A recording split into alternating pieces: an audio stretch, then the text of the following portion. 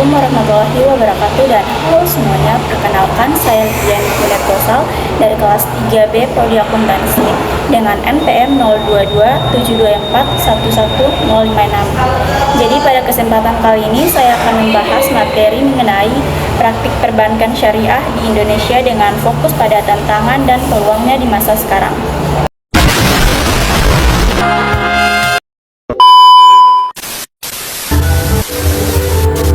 Jadi yang kita tahu bahwa perkembangan dunia perbankan di era modern ini sangat pesat. Setiap tahun selalu muncul inovasi baru, teknologi baru, dan sistem baru yang memudahkan kegiatan ekonomi masyarakat.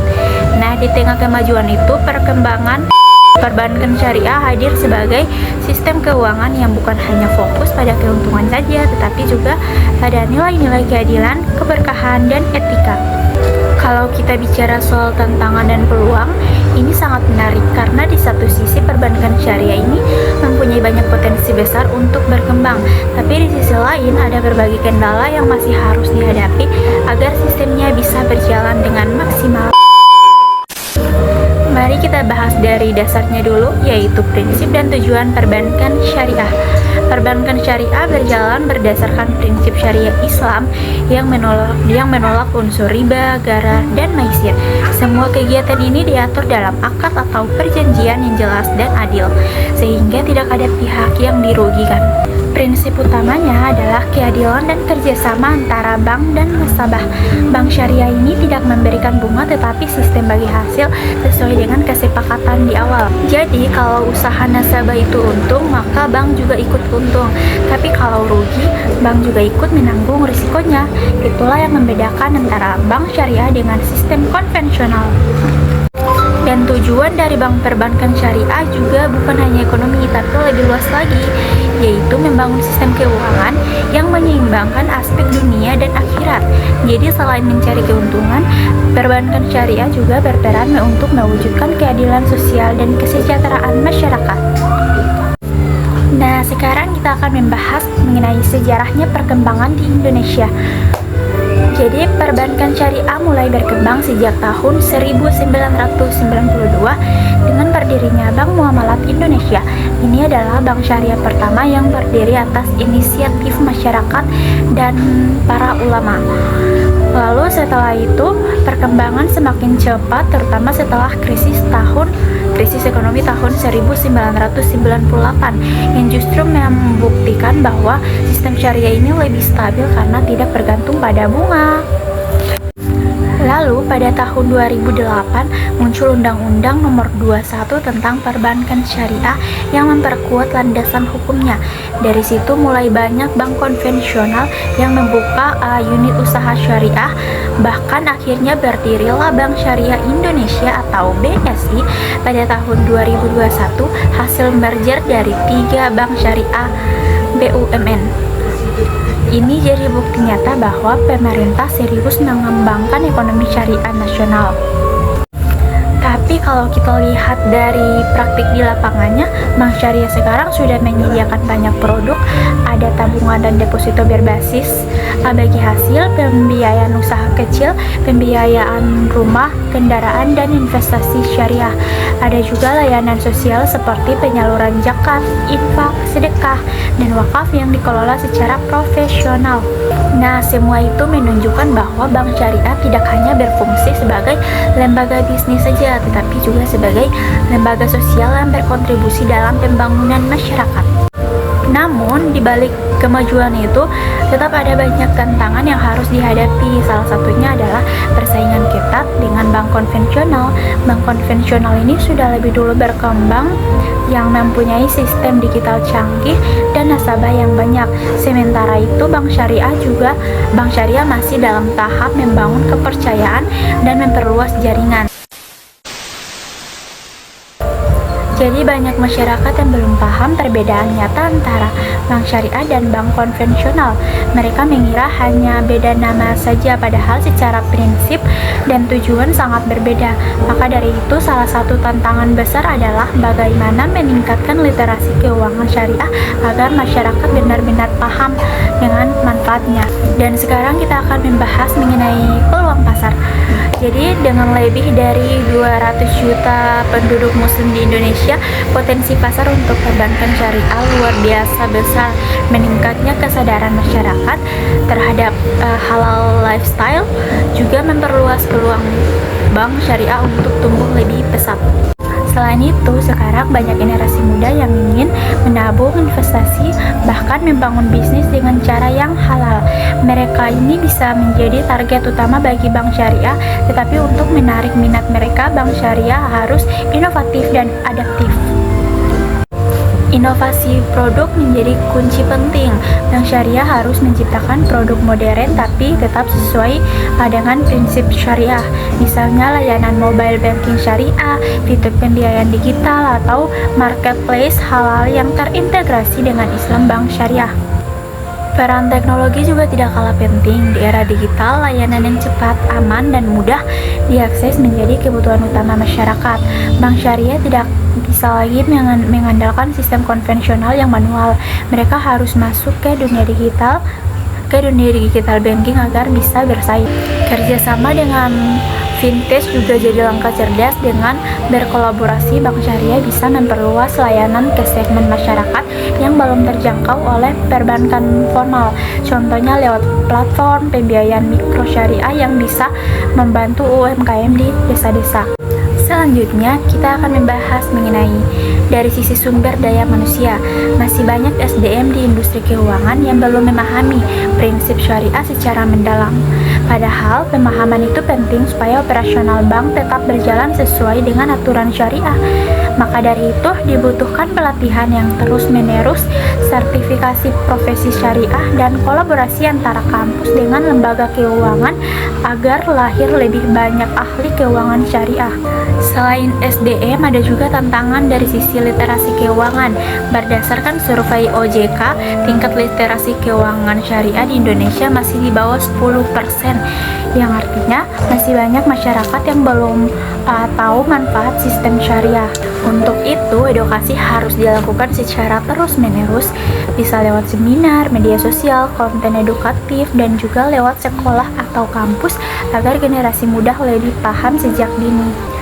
Nah, sekarang kita bahas peran pemerintah dan lembaga pengawas. Pemerintah melalui OJK dan DSN MUI mempunyai peran besar dan menjaga kualitas produk perbankan syariah.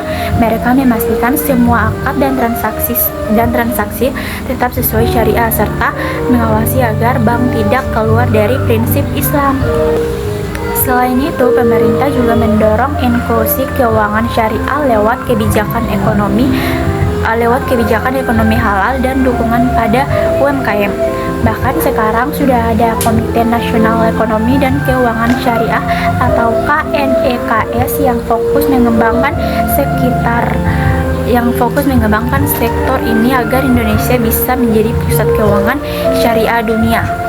Dari sisi dampak ekonomi, kehadiran bank syariah sangat positif. Bank syariah mendorong pembiayaan di sektor real, bukan spekulatif. Jadi uang yang berputar benar-benar masuk ke kegiatan produktif seperti perdagangan, pertanian, industri, dan jasa. Ini bisa memperkuat ekonomi masyarakat kecil dan menengah. Selain itu, sistem bagi hasil juga membuat ekonomi jauh lebih adil.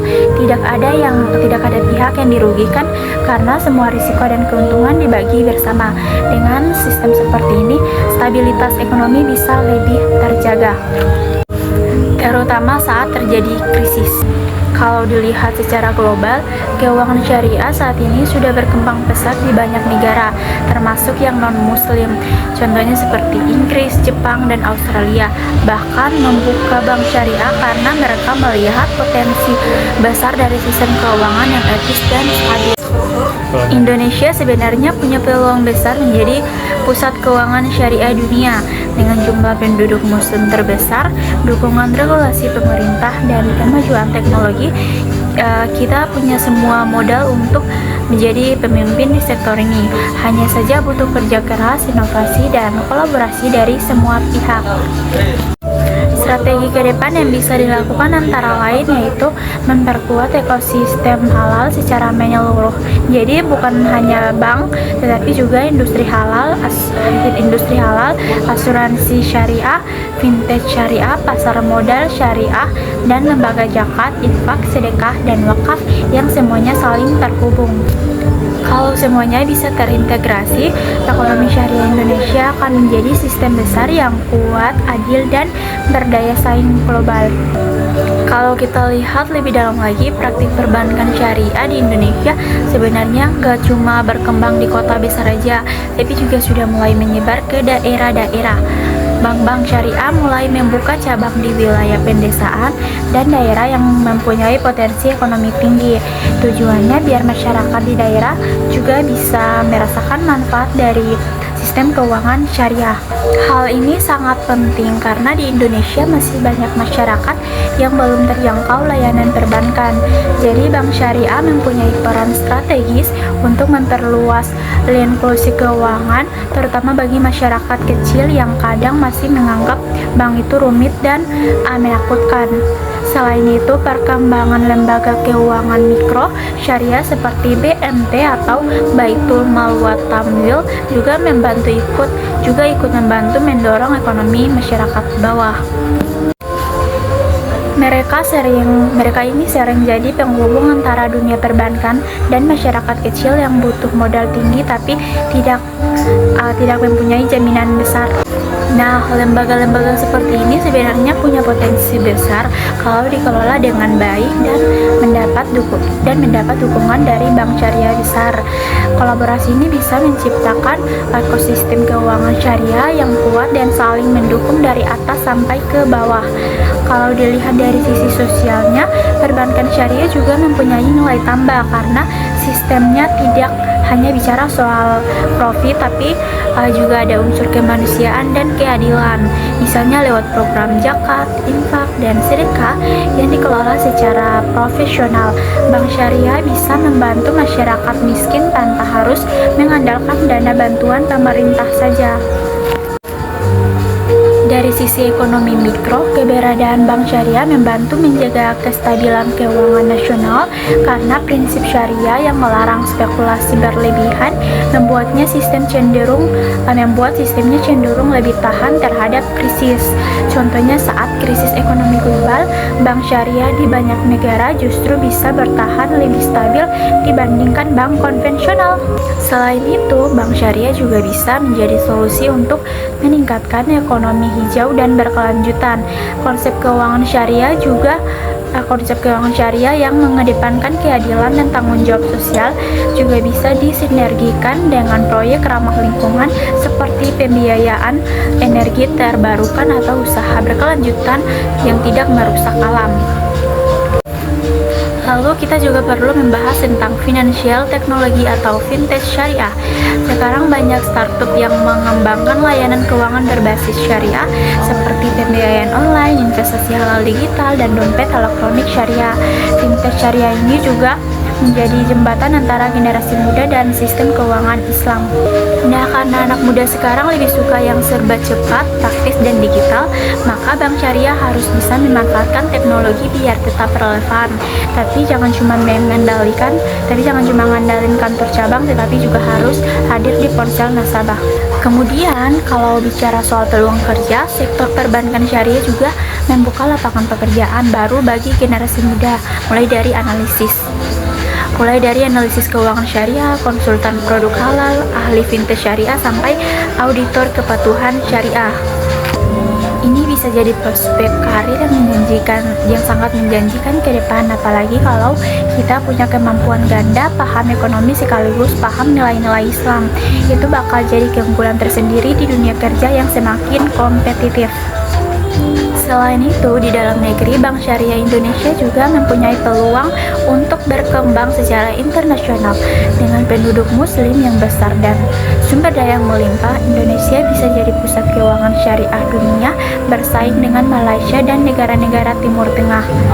Untuk mewujudkan itu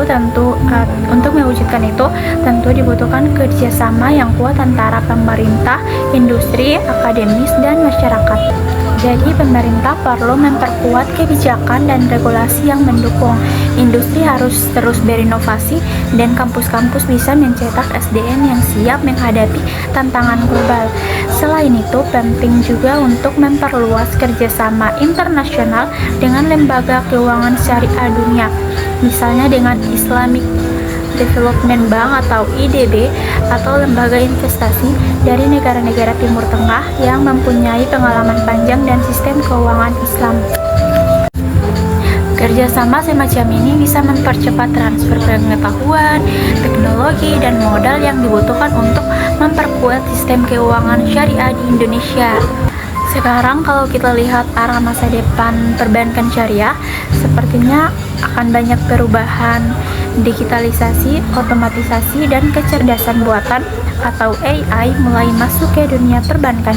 Bank syariah juga harus siap menghadapi perubahan besar ini biar tidak tertinggal. Misalnya dengan menggunakan teknologi untuk mempercepat proses verifikasi akad, analisis risiko pembiayaan, dan layanan pelanggan berbasis chatbot syariah.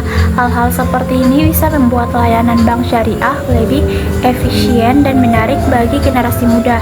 Namun di sisi lain, kita juga harus tetap menjaga nilai-nilai syariah agar tidak hilang dalam proses digitalisasi. Teknologi hanya alat, tapi prinsip syariah tetap jadi fondasi utama. Lalu dari sisi pendidikan, sangat penting bagi lembaga pendidikan tinggi untuk terus memperkuat kurikulum ekonomi dan perbankan syariah agar mahasiswa yang nanti terjun ke dunia kerja sudah siap secara teori dan praktik. Karena masa depan bank syariah itu bergantung pada kualitas SDM-nya. Nah, kalau SDM-nya kompeten, berintegrasi, dan bersemangat untuk memajukan ekonomi umat, maka Bank Syariah Indonesia bisa tumbuh lebih kuat dan mandiri. Kita juga tidak boleh lupa bahwa keuangan syariah itu bukan cuma untuk umat Islam saja. Jadi masih banyak masyarakat non-muslim yang juga mulai tertarik menggunakan layanan bank syariah karena mereka melihat sistemnya lebih adil dan transparan, yang artinya potensi pasar perbankan syariah itu universal bisa menjangkau semua kalangan. Dan jika kita bisa memposisikan perbankan syariah sebagai sistem keuangan yang etis dan modern, bukan cuma yang religi, maka daya tariknya akan jauh lebih besar lagi. Kedepannya bank syariah juga bisa berperan lebih luas di bidang sosial, misalnya dengan mendukung proyek-proyek pendidikan, kesehatan, dan pemberdayaan masyarakat. Karena sejatinya tujuan akhir ekonomi syariah bukan hanya menciptakan keuntungan finansial, tetapi juga menciptakan kemaslahatan bersama. Jadi bisa dilihat bahwa masa depan perbankan syariah di Indonesia itu sangat cerah asal semua pihak mau bergerak bersama-sama, terus belajar berinovasi, dan tetap berpegang pada nilai-nilai Islam yang universal. Nah, jadi dapat disimpulkan bahwa perbankan syariah di Indonesia masih punya jalan panjang untuk berkembang, tapi potensinya luar biasa besar. Tantangannya ada di edukasi, SDM, dan teknologi, tapi peluangnya ada di pasar yang luas, inovasi produk, dan dukungan pemerintah. Kalau semua pihak bisa bekerja sama, perbankan syariah bukan hanya akan menjadi pilihan alternatif, tapi bisa menjadi sistem utama yang menopang perekonomian nasional dan membawa keberkahan bagi seluruh masyarakat.